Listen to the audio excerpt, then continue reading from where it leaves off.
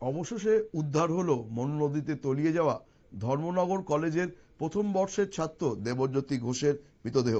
এই উদ্ধার অভিযানে বিলম্ব হওয়ায় বিপর্যয় মোকাবিলা দপ্তরের ভূমিকা নিয়ে প্রশ্ন উঠছে।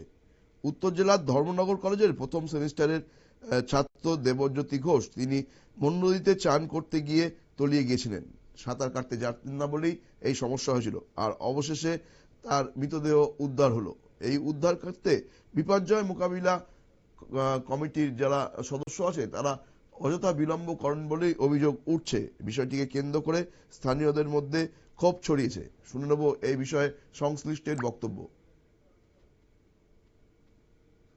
কামরাঙ্গাবাড়ি ওয়ার্ড নম্বর 5 এরিয়া একটা নদীতে কালকে একটা ছেলে নাম দেবজ্যোতি ঘোষ, উনি ধর্মনগরের ছেলে, ওনার আত্মীয় বাড়িতে বেড়াতে এসেছিল।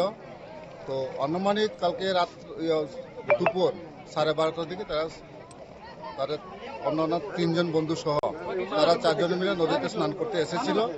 তো স্নান করতে গিয়ে তারা সেই ব্যক্তি দেবজ্যোতি ঘোষ উনি জলের নিচে তলিয়ে পড়ে গেছে। কালকে থেকে আমরা রেস্কিউ করার জন্য অত্যন্ত চেষ্টা করার পরেও কালকে পাইনি।